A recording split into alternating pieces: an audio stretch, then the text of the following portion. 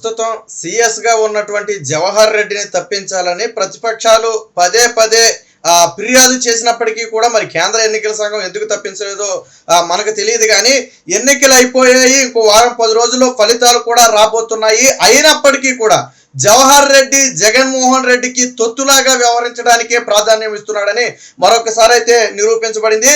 రాష్ట్రంలో 2 ఐఏఎస్లు కన్ఫర్మ్డ్ ఐఏఎస్లకు అయితే ఖాళీలు ఏర్పడ్డాయి. దానికి రహస్యంగా ఫిబ్రవరి 8న ఒక నోటిఫికేషన్ విడుదల చేసింది ప్రభుత్వం. వాస్తవానికి ఎప్పుడులోగా అప్లికేషన్ సబ్మిట్ చేయమని చెప్పింది, మార్చి 7లోగా, అంటే ఎన్నికల కోడ్ కంటే ముందే ఈ తతంగం మొత్తం కూడా పూర్తి చేయాలని చెప్పి ఒక మాస్టర్ ప్లాన్ అన్నారు. అయితే విచిత్రం ఏంటంటే ఈ కన్ఫర్మ్డ్ ఐఏఎస్ల కోసం, ఈ 2 పోస్టుల కోసం నోటిఫికేషన్ విడుదల చేసిందన్న సంగతి చాలా మందికి తెలియదు. కేవలం 46 దరఖాస్తులు మాత్రమే దీనికి వస్తే స్క్రూనిటీ చేసి అందులో 10 మందిని అయితే రెడీ చేయడం జరిగింది, 10 మంది లిస్టుని. ఇప్పుడు ఏంటంటే యూపీఎస్సీకి ఒక లేఖ రాశారు. ఏమని?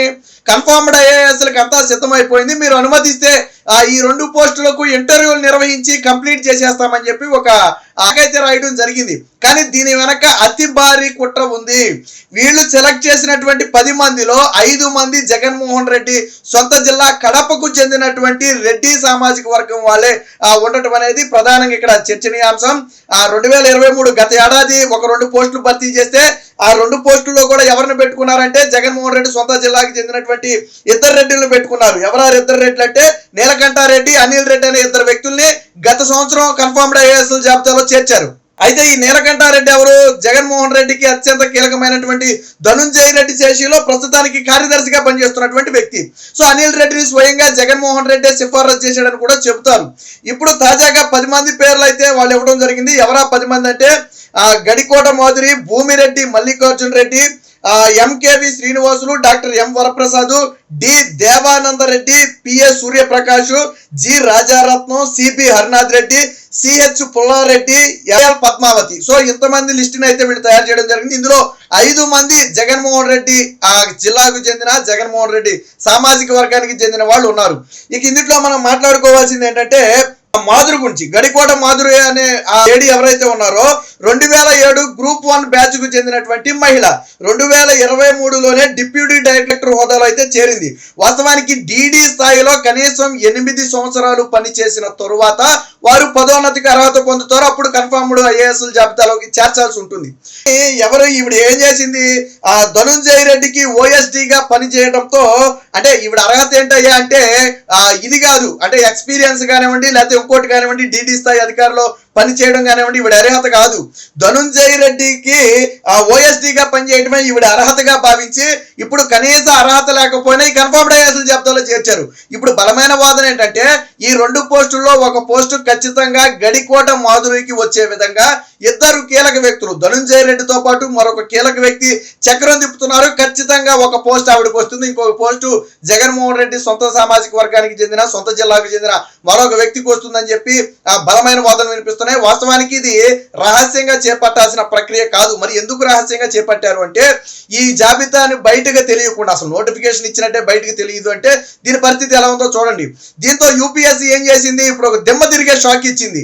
ఇప్పుడు జూన్ 5 లేదా 6 వరకు ఎన్నికల కోడ్ అమల్లో ఉన్న నేపథ్యంలో అప్పటి వరకు కూడా దీనికి సంబంధించి ఎటువంటి నియామకాలు చేపట్టడానికి ఎవరికి కూడా కన్ఫర్మ్డ్ ఐఏఎస్ ఇవ్వడానికి కానీ ఎటువంటి రైట్స్ లేవు, ఎటువంటి ఇంటర్వ్యూలు నిర్వహించడం కుదరదు. ఎన్నికల కోడ్ పూర్తయిన తర్వాత మాత్రమే దీనికి సంబంధించి చర్యలు తీసుకోవాలని చెప్పి ఇప్పుడు UPSC, union public service commission, CS Jawahar రెడ్డికి ఒక లేఖ రాసింది, ఘాటుగా రాసింది. అసలు ఎన్నికల కోడ్ సమయంలో మీరు ఎలాగా దీన్ని కన్ఫర్మ్డ్ ఐఏఎస్లకు ఇంటర్వ్యూలు నిర్వహిస్తారు? దీని మీద ఇప్పటికే చంద్రబాబు గారు కూడా ఒక లేఖ రాశారు. ఏమని? యూపీఎస్సీకి ఒక లేఖ రాశారు. ఈ ఏదైతే కన్ఫర్మ్డ్ ఐఏఎస్లకు సంబంధించి జరుగుతుందో దీన్ని అడ్డుకోవాలి, ఎందుకంటే దీని వెనక కుట్ర కోణం ఉంది.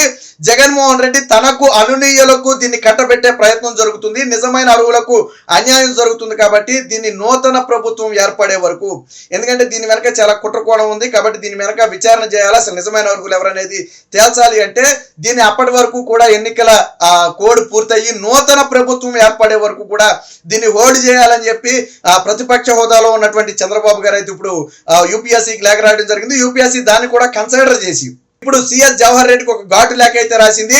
ఇప్పుడున్న పరిస్థితుల్లో ఈ కన్ఫర్మ్డ్ ఐఏఎస్లకు సంబంధించి ఎటువంటి వారికి కూడా పదోన్నతి కల్పించడం అనేది జరగదు. దీనికి ఎటువంటి ఇంటర్వ్యూలు నిర్వహించడం కుదరదు. జూన్ 6 వరకు కూడా మీకు ఎటువంటి అర్హత లేదని చెప్పి తేల్చి చెబుతూ ఒక లేఖ అయితే రాయడం జరిగింది. వాస్తవానికి యూపీఎస్సీ కూడా అనుమానాలు ఉన్నాయి. ఎందుకంటే ఇంకో వారం 10 రోజుల్లో ఏదో ఒక ప్రభుత్వం ఏర్పడుతుంది. అది జగన్మోహన్ రెడ్డి ప్రభుత్వమా చంద్రబాబు నాయుడు గారి ప్రభుత్వం అనేది పక్కన పెడితే ఒక ప్రభుత్వం ఏర్పడటం ఖాయం. సో నూతన ప్రభుత్వం ఏర్పడిన తర్వాత ఈ నిర్ణయం తీసుకోవచ్చు. కానీ ఇప్పటికిప్పుడు ఎన్నికలు కూడా అమల్లో ఉన్న సమయంలోనే ఆగమేఘాల మీద రహస్యంగా ఫైల్స్ అన్ని కలిపేయటం, యూపీఎస్సీకి లేఖ రాసేసి అనుమతులు కోరటం వెనక ఏదో కుట్రకోణం ఉందని అనుమానాలు యూపీఎస్సీ కూడా ఉన్నాయి. ఇదే సమయంలో చంద్రబాబు గారు కూడా లేఖ రాసిన నేపథ్యంలో ఈ అనుమానాలు మరింత బలపడటంతో కన్ఫర్మ్డ్ ఐఏఎస్లకు సంబంధించిన ఏదైతే పదోన్నత ప్రక్రియ ఉందో దీన్ని మొత్తాన్ని కూడా హోల్డ్ చేయాలని చెప్పి ఇప్పుడు union public service commission CS Jawahar రెడ్డికి అయితే ఒక లేఖ రాయడం జరిగింది.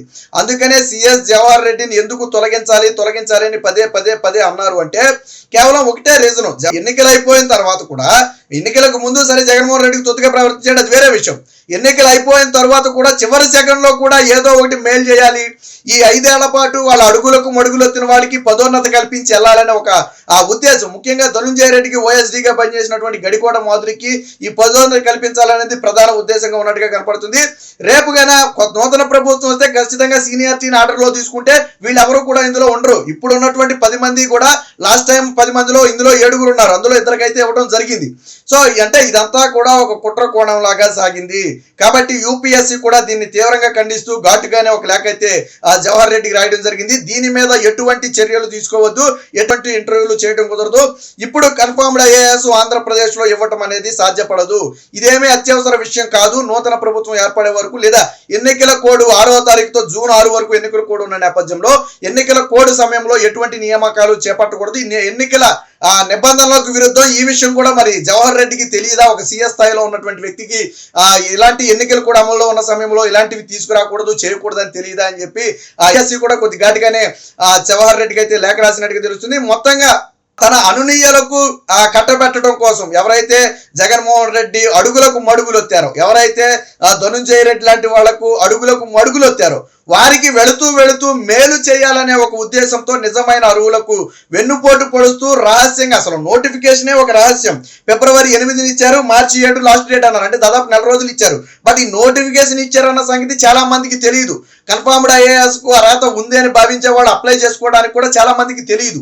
అంటే అంతా రహస్యంగా జరిగింది. వీళ్లకు కావాల్సిన వాళ్ళకి మాత్రమే సమాచారం ఇచ్చి వారి ద్వారా మాత్రమే దీనికి అప్లికేషన్లు పెట్టే విధంగా చేసినట్టుగా అయితే తెలుస్తుంది. మొత్తంగా యూపీఎస్సీ అయితే సిఎస్ జవహర్ రెడ్డి పన్నినటువంటి ఈ కుట్రకైతే ఒక బ్రేక్ వేసిందని చెప్పొచ్చు. జగన్మోహన్ రెడ్డి ఆడిస్తున్నటువంటి నాటకంలో భాగమే ఇప్పుడు ఐఏఎస్ లో కన్ఫర్మ్డ్ ఐఏఎస్ లకు సంబంధించి ఈ పదోన్నతుల వ్యవహారం. సో కాబట్టి దీన్ని మొత్తానికి కూడా ఇప్పుడు యూపీఎస్సీ అయితే ఒక బ్రేక్ వేసింది. తెలుగుదేశం పార్టీ కూడా దీన్ని ప్రస్తుతానికి హోల్డ్ చేయాలని లేఖ రాసిన నేపథ్యంలో ఇప్పుడు జవహర్ రెడ్డి పప్పులేవి కూడా ఇప్పుడు ఉడికే పరిస్థితి అయితే లేదని చెప్పి విశ్వసనీయ సమాచారం.